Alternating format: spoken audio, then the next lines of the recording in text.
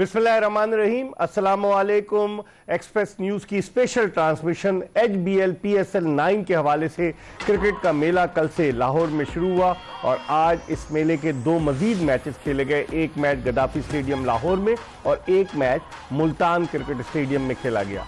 Gaddafi stadium Lahore में जो match खेला गया उस मैच में क्वेटा ग्लैडिएटर्स की टीम ने पेशावर ज़ल्मी की मजबूत टीम को 16 रन से शिकस्त दी, 206 रन बनाने में कामयाब हुई थी आज पेशावर ज़ल्मी की टीम, और क्वेटा ग्लैडिएटर्स की टीम सिर्फ 16 रन पीछे रह गई। क्वेटा ग्लैडिएटर्स की टीम ने पेशावर ज़ल्मी को हराया और पेशावर ज़ल्मी सिर्फ 16 रन पीछे रह गई। उनके कप्तान बाबर आजम ने अगरचे निस सेंचुरी बनाई, लेकिन एक ओवर में जो 2 विकेटें गिरी जो अबरार अहमद ने ली, जिनमें बाबर आजम और कैडमोर की विकेटें शामिल थी, वहीं से पांसा पलटा। और बाबर आजम ने अपने इंटरव्यू में कहा कि जिस तरीके से साइम अयूब रन आउट हुए उस वक्त मोमेंटम बड़ा ज़बरदस्त था और उनका रन आउट होना जो है वो टर्निंग पॉइंट साबित हुआ।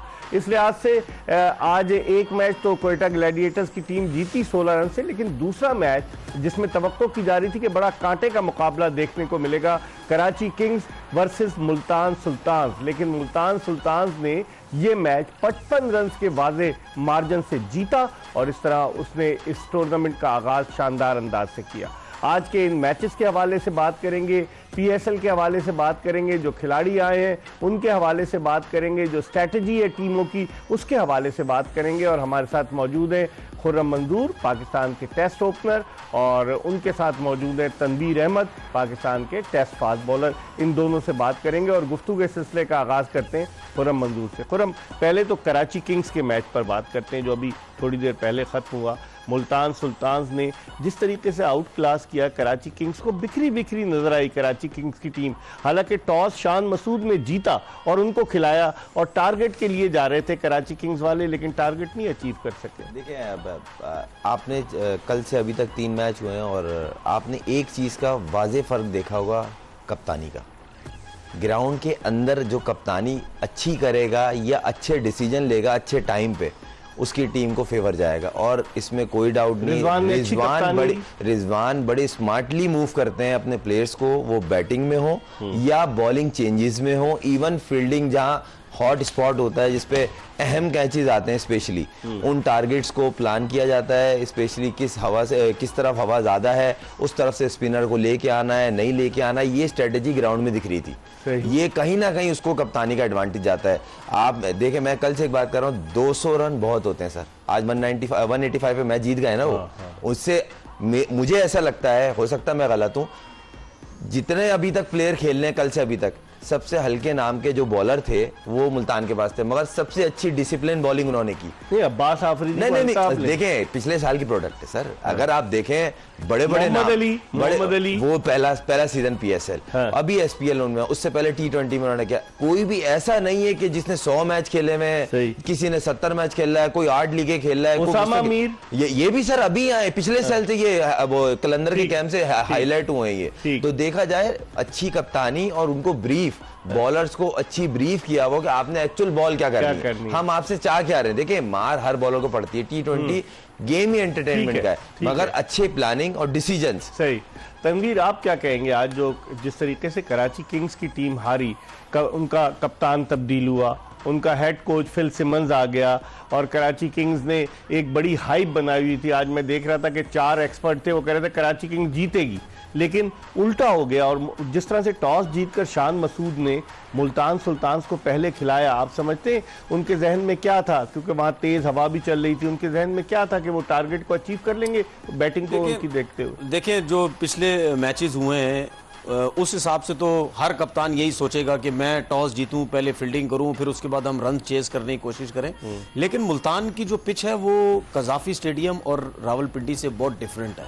ये वैसी पिच नहीं, आपने देखा स्विंग भी हो रहा था, बॉल बल्ले पे आ रहा था, लेकिन उस तरीके से नहीं आ रहा था जैसा कज़ाफी स्टेडियम या पिंडी के ग्राउंड पे आता है। हम कराची किंग की बॉलिंग की बात कर रहे थे कि जी कराची किंग की बॉलिंग बहुत अच्छी है, मीर हमजा है, हसन अली है, ठीक है, शमसी हैं, 2 स्पिनर्स इनके मेन हैं, शमसी और नवाज, वो दोनों एक्सपेंसिव रहे। अगर हम शमसी की बॉलिंग को देखें, उन्होंने 4 ओवर में 45 रन, नवाज ने सिर्फ 1 ओवर किया है। तो जी बिल्कुल, इन पिचेस के ऊपर 1 ओवर में 11 रन दिए और तबरेज शमसी ने 4 ओवर में बिल्कुल, इन पिचेस के ऊपर हम जो बार बार बात कर रहे हैं कि जिसके पास अगर स्पिन अटैक अच्छा है तो इनके पास तो स्पिन अटैक बहुत अच्छा था, ठीक है। उसके बाद इवन तीसरा शोएब मलिक भी है, 2 ओवर में 10 रन दिए। तो अगर इनके पास स्पिन अटैक अच्छा था तो क्या हुआ? बात यह है कि अगर रन्स देखे जाए, आप इस स्पिन अटैक को अच्छा कहेंगे तबरेज शमसी और नवाज, जबकि नवाज से सिर्फ 1 ओवर कराया गया। देखिए तबरेज शमसी तो टॉप का बॉलर है, महंगा 48 रन मैं यही तो कह रहा हूं ना। हम कहते हैं कि इन कंडीशंस पे आपके पास एक एक्सपीरियंस स्पिनर्स होने चाहिए। नवाज तो दुनिया भर की क्रिकेट खेलता है, लीग खेलता है, सब खेलता है, फिर क्यों नहीं 4 ओवर कराया पूरा? तो उसकी वजह यह है जो मैंने कल या आज सुबह बात की थी कि देखिए ये पिचेस ऐसी हैं, यहाँ पे एक्सपीरियंस प्लेयर्स के एक्सपीरियंस बॉलर की भी मार लगेगी, ठीक है, क्योंकि जाहिर पता पिचेस बहुत सीधी है। सीधी है।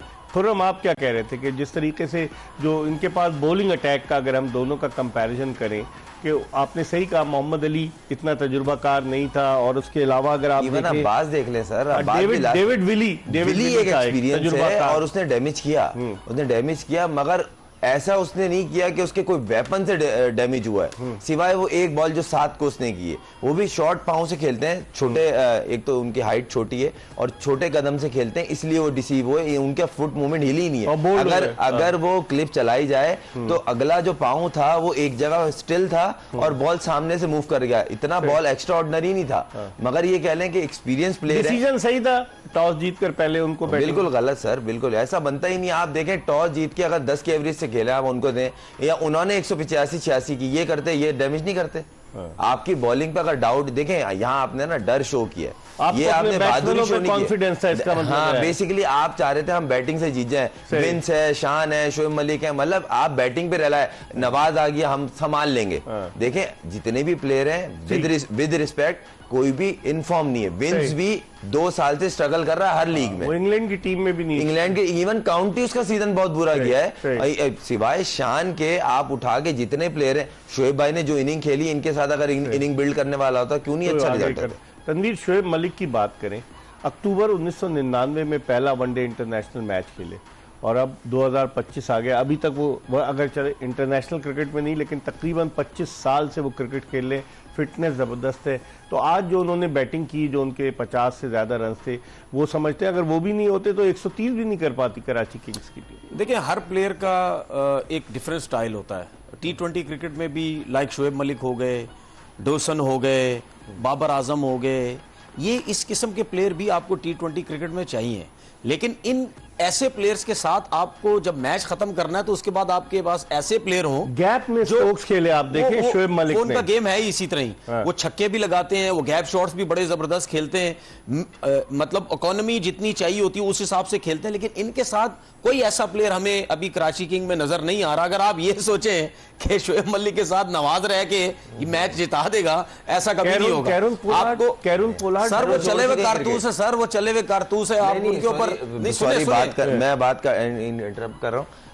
किरण पोलार्ड तो छोड़ चुका, लास्ट ईयर वो मुंबई का बैटिंग कंसल्टेंट था, अभी अमेरिका में मुंबई ने टीम डाली हुई है। मैं यही बोल रहा हूँ, मैं बोलना नहीं चाह रहा था। टीम सिलेक्शन जो ड्राफ्ट में हुई है ना, वो है ही नहीं सही। क्या कहेंगे आप? बिल्कुल मैं देखिए आप उनका बंच तो उठा के देखेंगे, ये उनकी बेस्ट 11 थी। देखिए जब ड्राफ्ट में इसको पिक किया था, मैं उसी टाइम ही कह रहा था कि आपके पास ओवरसीज, ये पिक क्यों हुआ है क्योंकि आपके पास ओवरसीज प्लेयर्स ही नहीं आ रहे।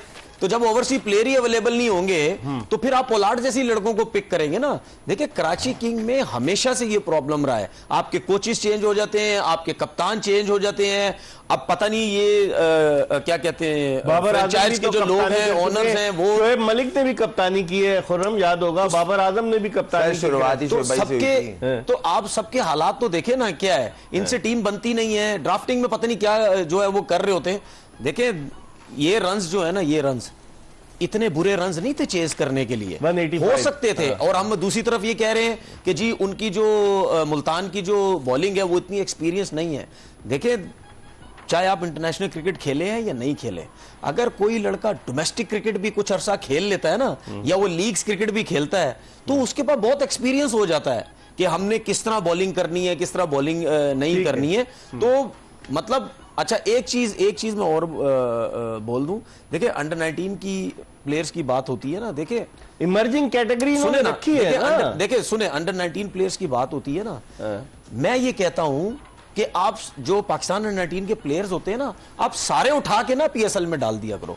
उसमें से अगर कुछ 4, 5, 6 आपको बहुत अच्छे टैलेंटेड लगते हैं, आप उनको लेके आओ, उनको भी थोड़ा सा एक्सपीरियंस, लेकिन यहां से आपने फिर पाकिस्तान नहीं खिलानी, आप उनको थोड़ा सा ये माहौल दो, उसके बाद आप डोमेस्टिक क्रिकेट में लेके जाओ। इससे पहले मैं ब्रेक पर जाऊं, आप तो हमेशा ये केस प्लीट कर रहे थे कि जी इमर्जिंग कैटेगरी खत्म कर दें, खत्म कैसे करेंगे? मैं इमर्जिंग प्लेयर्स के अंडर 23 प्लेयर्स की विद रिस्पेक्ट मैं उनके अगेंस्ट नहीं हूं। वो उनकी ना सोच बदल रहे हैं, पाकिस्तान क्रिकेट को डैमेज हो रहा है, ये मेरी पर्सनल नहीं है। यहाँ खेल कर वो समझते हैं हम पाकिस्तान टीम में आ जाएंगे। उनकी पहली प्रायोरिटी ये हो गई है पीएसएल। भाई हमारी आज भी यही है, पाकिस्तान के लिए खेलना है। उनकी पहली प्रायोरिटी अच्छा, बस पीएसएल की किसी फ्रेंचाइज में चले जाओ। अच्छा, उसकी एक और वजह भी है, अब यही पाकिस्तान अंडर 19 के जो प्लेयर्स खेल रहे थे, ये सारे जूनियर प्रीमियर लीग के लड़के हैं। जूनियर प्रीमियर लीग में सारे आए थे, उसमें से ये सारे सिलेक्ट हो गए। वो तो एक दफा हुई ना, देखो एक दफा हुई ना। देखो मैं ये जो आप बात कर रहे हो ना, मैं लीग तो अब रमीज राजा गए, अब जूनियर लीग देखिए, ये जो बात कर रहा है ना, पूरी दुनिया में यही ये कैटेगरी रखी जो हुई बात है कर रहा है, मैं उसी बात को लेके आगे चल रहा हूं कि आप बिल्कुल इन्हीं के ऊपर ना चल पड़ो। जो अच्छे प्लेयर्स आप समझते हो, उनको तजर्बा देने के लिए दें, उसके बाद आप डोमेस्टिक क्रिकेट में ले जाएं उनको। हम इस पर मजीद बात करेंगे। इस वक्त हम एक ब्रेक की तरफ बढ़ रहे हैं। जोश जगा दे एक्सप्रेस न्यूज की स्पेशल ट्रांसमिशन और PSL 9 2 मैचेस आज हुए, उन दोनों मैचेस के हवाले से बात करें। मेरे साथ मौजूद है खुर्रम मंजूर और तनवीर अहमद।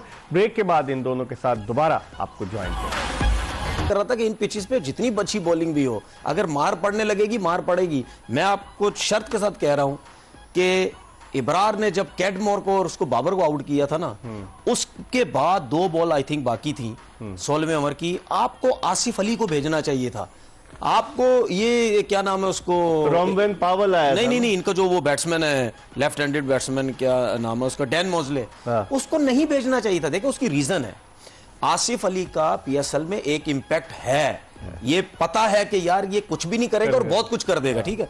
इब्रार का हमें पता है कि वो प्रेशर में, इब्रार क्या कोई भी स्पिनर ऐसी फ्लैट पिच के ऊपर प्रेशर में आएगा, और उस टाइम आसिफ अली ने आते ही हिट करनी थी। अगर आसिफ अली का 2 बॉलों में से पहली बॉल पे छक्का लग जाता तो बॉलर घबराता है, और 2 छक्के अगर लगा देता मैच बन जाता था। हम कैसे बैटिंग ऑर्डर सही रखा उन्होंने, आप समझते हैं? बहुत सारे सवाल आते हैं ना, वो क्वेश्चन मार्क है बैटिंग ऑर्डर में, आप टीम सिलेक्शन में, 11 में, इवन बेंच पे जो बैठे हैं, आपका कोई भी ऐसा गेम चेंज, मैंने आपको बोला सिर्फ 2 पे खेल लें, एक बाबर आजम पे और कैडमोर पे, बस ये आप बैटिंग में आप, और बॉलिंग में आप मुझे एक का नाम बता दें, ये आपको मैच लाएगा, हाथ में देगा मैच।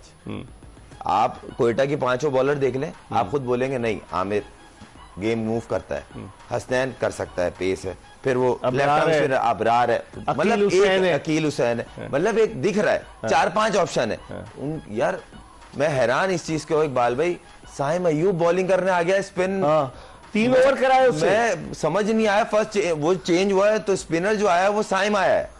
मतलब सोचें कप्तानी किस लेवल की हो रही है। मैं इंसान सीखता है, आपने पाकिस्तान के लिए कप्तानी की है, आप सीखते तो है ना। बैटिंग में माशाल्लाह आपका ग्राफ में कहां चला गया, सीख के गया ना, तो कप्तानी में क्यों नहीं लर्निंग प्रोसेस इतना स्लो है? एक जो ने बताया, मैं ब्रेक में देखो, मैं कप्तानी सही नहीं की ना, मैं इसमें कप्तानी की बात नहीं करता। क्यों? चेंजेस जो किए उस पे कौन करेगा? कप्तान करेगा या कोच आके करेगा? मैं कप्तानी की बात इस वजह से नहीं करता क्योंकि उसके पास स्पिनर तो देखो है कौन। तो भाई टीम उसने सेलेक्ट की है ना, 11 रुकनी टीम, गुड, बिल्कुल सही, उसने सेलेक्ट की स्पिनर है नहीं, ये तो कोई एक्सक्यूज नहीं। मोहम्मद अकरम ने प्रेस कॉन्फ्रेंस में कहा था मेरे कप्तान ने कहा आसिफ अली चाहिए, तो फिर दिया, पूरी टीम उनके ही कहने से पिक हुई है। जी एक मिनट मेरी बात सुने। देखिए भाई, हर चीज कप्तान के ऊपर नहीं होती है, कोच भी होता है, सारे लोग होते हैं, ड्राफ्टिंग में और लोग भी बैठे होते हैं। पाकिस्तान का कप्तान रहे 4 साल, बेशक पाकिस्तान का कप्तान रहे। देखें बाबर आजम के आगे मोहम्मद अकरम ने बोला कि आप ये नहीं, ये कर ले। नहीं, देखो बात सुने, आप भी पाकिस्तान और मैं साथ खेला हूं। पाकिस्तान टीम में भी इसके साथ यही हुआ, कप्तान चेंज हुआ, उसके बाद टीम का क्या हाल हुआ सबके सामने। इस पर हम मजीद बात करेंगे, लेकिन मेरे ख्याल में हर चीज कप्तान के ऊपर नहीं होनी चाहिए। ब्रेक के लिए कहा जा रहा है, हम एक ब्रेक लेते हैं और ब्रेक के बाद दोबारा आपको ज्वाइन करेंगे।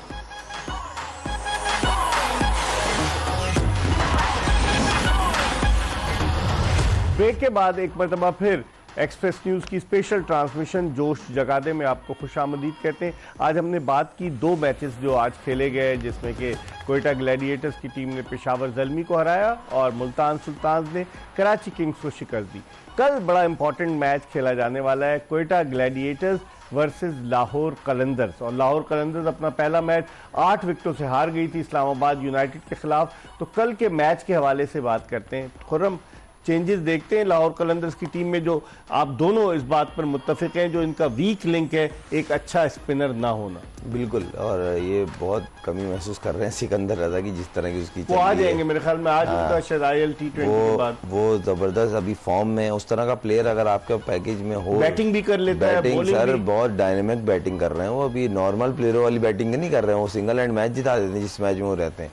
साथ में बॉलिंग उनकी अच्छी है, एक आधा ओवर होता है, मगर वही वाली बात है, ये बॉलिंग से मार हमेशा में नहीं, कभी मैं लाहौर कलंदर की बॉलिंग ही उनकी पता का। हाँ, लेकिन मगर आपने सिकंदर रजा की बात की। सिकंदर रजा तो सियालकोट में पैदा हुए, फिर जिम्बाब्वे शिफ्ट हो गए और वो पाकिस्तान एयरफोर्स में पायलट का इंटरव्यू देने गए थे। फिर आई साइड उनकी कमज़ोर थी जिसकी वजह से वो रिजेक्ट हो गए। फिर उनके वालिदैन ने उन्हें पढ़ने के लिए जिम्बाब्वे भेज दिया। पहले वो चाह रहे थे कि इंग्लैंड सेटल हो जाए, लेकिन वहाँ नहीं हो सके, और फिर घूमते फिरते वही सिकंदर रजा जो सियालकोट में पैदा हुए पाकिस्तान के खिलाफ खेले और अब जिम्बाब्वे के टॉप के अल्लाह क्रिकेटर जो करता है बेहतर ही करता है। आज दुनिया की एक बहुत बड़ा नाम है और बड़ा परफॉर्मर है, तो हमारी तो बेस्ट विशेष है उनके साथ। मगर ये कह लें कि लाहौर कलंदर कल थोड़ा सा चेंज दिखेगी, मगर इनको थोड़ा सा बॉलिंग में मुझे लग रहा है उस लड़के को शायद ये कल ड्रॉप करें, वो जो कल खेला था left arm leg spinner Faiyaz थोड़ा सा यूनिक है, मगर आप इतना रिलाई नहीं कर सकते आप इतने बड़े मैच। तनवीर, कल कोयटा से मुकाबला है, back to back Quetta match खेल रहा है। आज भी कोयटा खेला, कल भी खेलेगा। नहीं,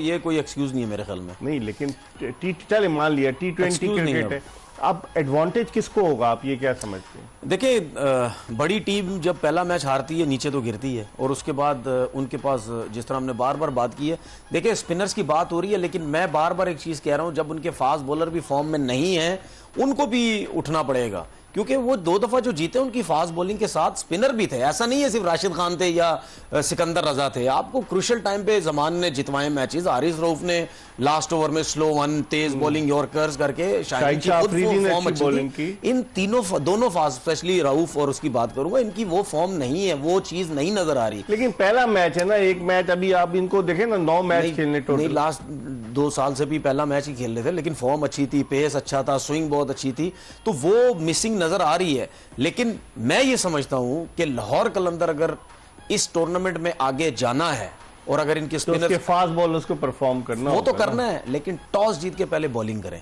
चेस पे जाएं वो, क्योंकि पहले माजी में वो चेस, हाँ, लेकिन उसके बाद राशिद खान भी था, सिकंदर रजा भी था, बॉलिंग बहुत फॉर्म में थी, इस वजह से अब सिकंदर रजा आ जाएगा तो उनकी बॉलिंग अच्छी हो जाएगी। उसके बावजूद भी मैं ये कह रहा हूं कि अभी स्टार्टिंग है। आप अगर कल के मैच में आप टॉस जीतते हैं, आप पहले करें बॉलिंग, आप चेस पे जाएं, ठीक है, चेस करके देखें जरा। खुर्रम, आप क्या समझते हैं कि अगर लाहौर कलंदर्स टॉस जीतता है, कोयटा ग्लैडिएटर्स ने जिस तरह आज परफॉर्म किया, 2 ही ऊपर टॉप के बैट्समैनों ने परफॉर्म किया, आप ये देखें रायली रूसो भी आए, वो जल्दी आउट हो गए, ऑलमोस्ट आधे ओवर तो वही दोनों खेल गए। लेकिन अब अगर फर्ज कीजिए बारी आती है बाकियों की, तो फिर क्या होगा? नहीं, टीम सर अच्छी बैलेंस टीम है कोयटा की बहुत, इनकी बहुत बैलेंस टीम है, खासतौर रायली है, फिर रदरफोर्ड बहुत जबरदस्त प्लेयर है और बड़ा डैमेज करने वाला प्लेयर है। वो ऐसा प्लेयर नहीं है कि वो पेशावर से जितनी क्रिकेट खेला उसने वहां से ही परफॉर्म किया, ये मुल्तान से भी खेले एक आध सीजन, वहां से भी अच्छा खेला, दुनिया की हर लीग खेलता है और परफॉर्म करता है। और जिस तरह आज भी उसने स्टार्ट लिया था, वो शॉट मिस हो गया, वरना वो डैमेज करने वाला प्लेयर, और इतनी बुरी टीम नहीं है इस दफा, बहुत बेहतर। वेस्ट इंडीज की टीम में भी है, रोमन पावल तो वेस्ट इंडीज का कप्तान है T20 टीम का जो खेल रहा है लीग। लेकिन एक चीज है कि इस लीग में वो टॉप के क्रिकेटर्स तनवीर नजर नहीं आए कि जो आप दुनिया की दीगर लीग देखें। एक बात तो मैं मानता हूं आप दोनों की कि चूंकि लीग्स बहुत हो रही हैं, फिर IPL होने वाली है, तो क्रिकेटर्स जो हैं वहां ज्यादा प्रेफर करते हैं, करोड़ों रुपए में बिकते हैं। लेकिन वजह क्या समझते हैं, क्यों नहीं इतने प्लेयर बड़े आए? देखिए, सीधी बात पैसे की बात है, जो मुझे ऐसा लगता है। जो क्रिकेटर्स, जो मैं समझ रहा हूं कि PSL में इस वजह से नहीं आए क्योंकि IPL होनी है, वही लोग जो IPL में इन्वॉल्व हैं, जिन्होंने टीम्स खरीदी हुई हैं, उन्हीं से मिलते जुलते ये वही लोग ही, उन्होंने दुबई में लीग्स खरीदी हुई हैं और आगे पीछे साउथ अफ्रीका हर जगह पे इनसे मिलते जुलते लोग, श्रीलंका में भी है गालिबन। अगर यही लोग इसी PSL के दौरान कोई लीग करवाएंगे, ये सब क्रिकेटर्स जाके वहां खेलेंगे, उसकी सबसे मेन वजह है पैसा। कॉन्ट्रैक्ट है ना सर, कॉन्ट्रैक्ट भी देते हैं, उसके साथ पैसा भी देते हैं। जिनके 2-2, 3-3 साल के वो कॉन्ट्रैक्ट नहीं करते, लेकिन जब खेलने आते सीजन पैसा देते हैं। मैं आज आपके प्रोग्राम में एक बात बोल रहा हूं, आपकी पीएसएल बैठ जाएगी, ये मेरी बात लिख लें। जब तक आप प्लेयर्स के पैसे नहीं बढ़ाएंगे आपकी लीग बैठ जाएगी। टीम बढ़ाने की बात हो रही है, आप पैसे बढ़ाने की बात कर रहे हैं। टीम बेशक बढ़ाएं, 8 करें, 10 करें, 12 करें, जो आपकी मर्जी है, लेकिन पैसा आप नहीं बढ़ाएंगे, आपके ओवरसीज प्लेयर्स नहीं आएंगे। तो पैसा कौन बढ़ाएगा खुर्रम? पैसे से ना, पैसे से दिमाग चेंज हो जाता है बंदे का। ठीक है, नहीं, ये इन्होंने अच्छी और गहरी बात की है। जितनी लीगें हो रही हैं, अब पैसा प्लेयर देखता है। सोशल मीडिया पे भी लोग कमा रहे हैं पैसा। देखें, मैं आपको अभी बताता हूँ, अभी परसों एक ड्राफ्ट खत्म हुआ है, ओवर 30 प्लेयर्स का ड्राफ्ट हुआ, श्रीलंका में लीग हो रही है, उसमें भी 90% जो ऑनर्स हैं वो इंडियंस के हैं, और वो लीग भी और कराने वाला भी शायद इंडियंस ही है। तो लीग तो हर जगह हो रही है, जहां अच्छे पैसे मिल रहे हैं प्लेयर को, वहां प्लेयर वहां एंगेज होना चाहता है। $1,75,000 नहीं मिल रहे। देखिए, पाकिस्तान भी अच्छा दे रहा है। मैं इनके पॉइंट को बैक कर रहा हूँ, मैं इनके पॉइंट को बैक कर रहा हूँ इस तरह कि अगर ये पैसे बढ़ाएंगे तो बड़े नाम क्यों नहीं इंटरेस्टेड होंगे। और अगर सारे प्लेयर ऐसे, कौन फ्रेंचाइज बढ़ाएगी या क्रिकेट बोर्ड उनको कहेगा कि क्रिकेट बोर्ड उनसे बात करेगा हमें बढ़ाने, बात करेगा, लीग का लेवल बढ़ा रहे हैं। कह रहा है कि फिर लीग फिर बिल्कुल नीचे आ जाएगी ना, अगर आप बिल्कुल नीचे तो नहीं आएगी, ऐसी बात नहीं है, स्टैंडर्ड है हमारा, मगर आपकी लीग को डैमेज हो रहा है, बड़े बड़े नाम नहीं आ रहे, और नेक्स्ट ही मंथ मेरे ख्याल से आईपीएल है, इसके लिए भी रुके हैं। मगर आपको ये सोचना पड़ेगा, अगर पैसे बढ़ेंगे तो बड़े नाम भी इंटरेस्टेड होंगे, और सारे प्लेयर जैसन रॉय जैसे नहीं होते। जैसन रॉय ने आईपीएल को 2 दफा छोड़ा है। क्या कहेंगे आप? इकबाल भी प्लेटिनियम को कितने पैसे मिले? $1,70,000। बढ़ाओ ना उसको। आप बढ़ाएगा, कहां से लाएंगे? आइकॉन होता है सर। मैं यही तो कह रहा हूं, आपके डायमंड को $85,000 मिल रहे हैं, बढ़ाओ ना इसको, बढ़ाओ। सिंपल सी चीज लाएंगे कहां से? बढ़ाओ तो सही, क्यों नहीं लाओ? तो फिर देखिए, बात सुने, एक चीज बता दूं मैं आपको, जब आप अपनी पीएसएल में पैसा नहीं ला सकते ना, तो फिर मेरे सामने कोई ये मुझे ना बोले कि यार पीएसएल बहुत बड़ा ब्रांड है। आपका ब्रांड बनता उस वक्त है जब आपका पैसा लेके आते हैं। फ्रेंचाइज नहीं ले लिया फिर? नहीं, मुझे शौक ही नहीं है। मेरी फ्रेंचाइज पता है क्या है? ये टीवी, बस मेरी फ्रेंचाइज ये है। और आपका सोशल मीडिया भी तो है फ्रेंचाइज। अल्लाह का शुक्र है, मेरा टीवी से रिलेटेड जितना भी काम है वो मेरा है, और आपका दोनों का, दोनों का। इसी नोट पर हम आज का प्रोग्राम खत्म करते।